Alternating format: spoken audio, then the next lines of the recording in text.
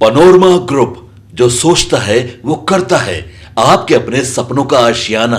दरभंगा में कथावाचक पर नाबालिग से दुष्कर्म के गंभीर आरोप, शादी का ढोंग रचकर करता था शोषण। नमस्कार, आप देख रहे हैं सिटी पोस्ट लाइव। मैं हूं सृष्टिराज। बिहार के दरभंगा जिले से सामने आया यह मामला न सिर्फ कानूनी व्यवस्था बल्कि समाज के धार्मिक आस्था की आड़ में हो रहे अपराधों पर भी गंभीर सवाल खड़े करता है। नाबालिग लड़की से दुष्कर्म के आरोप में कथावाचक श्रवण दास उर्फ श्रवण ठाकुर को पुलिस ने गिरफ्तार कर लिया है।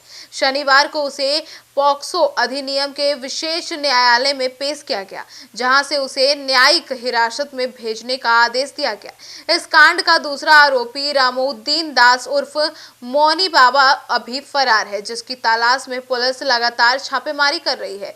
अब आपको बता दें, इस पूरे मामले के बारे में तो महिला थाना जो थे उसमें एक केस दर्ज की गई थी। प्राथमिकी के अनुसार विरौल थाना क्षेत्र के पड़री गांव निवासी कथावाचक श्रवण दास ने धार्मिक कथाओं और बाबा की छवि का सहारा लेकर एक नाबालिग लड़की को अपने मोहपाश में फंसा लिया था और आरोप है कि उससे लड़की के साथ दुष्कर्म किया है।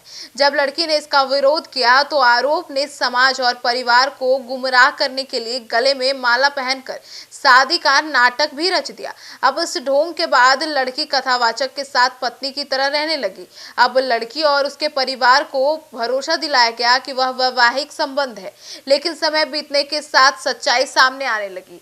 शादी से मुकरा और आरोपी और फिर गुरु ने भी दे दिया साथ। प्राथमिकी में यह भी कहा गया था कि कुछ समय बाद श्रवण दास लड़की से दूरी बनाने लगा। जब लड़की और उसके परिजनों ने उसके साथ रखने का दबाव बनाया तो उसने शादी से साफ इनकार कर दिया। मजबूर होकर परिजनों ने उसे गुरु मानने जाने वाले मौनी बाबा से शिकायत की, लेकिन आरोप है कि मौनी बाबा ने भी अपने शिष्य का ही पक्ष लिया और पीड़िता को न्याय दिलाने में कोई मदद ही नहीं की। आखिरकार पीड़िता की मां ने महिला थाने में श्रवण दास और मौनी बाबा दोनों के खिलाफ मामला दर्ज करा दिया।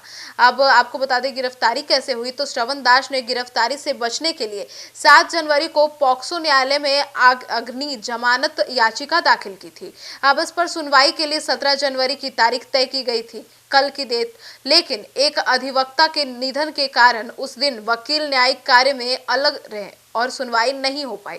अब इसी बीच पुलिस को गुप्त सूचना मिली कि श्रवण दास दरभंगा की हाउसिंग बोर्ड कॉलोनी में एक घर में छिपा हुआ है। अब सूचना के आधार पर पुलिस ने छापेमारी की और उसे हिरासत में ले लिया। अब पुलिस जांच में क्या क्या सामने आया इसकी बात करें तो गिरफ्तारी के बाद पुलिस ने आरोपियों से लंबी पूछताछ की, लेकिन पुलिस के अनुसार पीड़िता का मेडिकल जांच कराया जा चुका है। पीड़िता का कोर्ट में बयान भी दर्ज हो चुका है। लड़की के साथ माला पहने आरोपी की तस्वीर पहले ही सामने आ चुकी थी, जिससे अहम साक्ष्य माना जा रहा है और पुलिस का कहना है कि मामले की हर पहलू से सावधानी पूर्वक जांच की जा रही है और फरार आरोपी मौनी बाबा की गिरफ्तारी के लिए लगातार प्रयास जारी है। अब समाज के लिए यह चेतावनी बन गया है। जी हाँ, यह मामला बताता है कि किस तरह से कुछ लोग धार्मिक पहचान और आस्था का दुरुपयोग कर मासूमों का शोषण करते हैं। नाबालिग से दुष्कर्म और शादी का ढोंग न सिर्फ गंभीर अपराध है बल्कि समाज के विश्वास को भी गहरी चोट पहुंचाता है। कुल मिलाकर दरभंगा का यह मामला केवल एक अपराध नहीं बल्कि एक चेतावनी की धार्मिक या फिर सामाजिक प्रतिष्ठा के पीछे छिपे लोगों की गतिविधियों पर भी नजर रखना जरूरी है। अब सबकी नजरें इस पर टिकी है कि फरार मौनी बाबा की गिरफ्तारी कब होती है और अदालत इस मामले में दोषियों को कितनी सख्त सजा देती है। पीड़िता को न्याय दिलाना ही इस पूरे प्रकरण की सबसे बड़ी कसौटी होगी। आपकी क्या राय है कमेंट सेक्शन में जरूर बताएगा। धन्यवाद।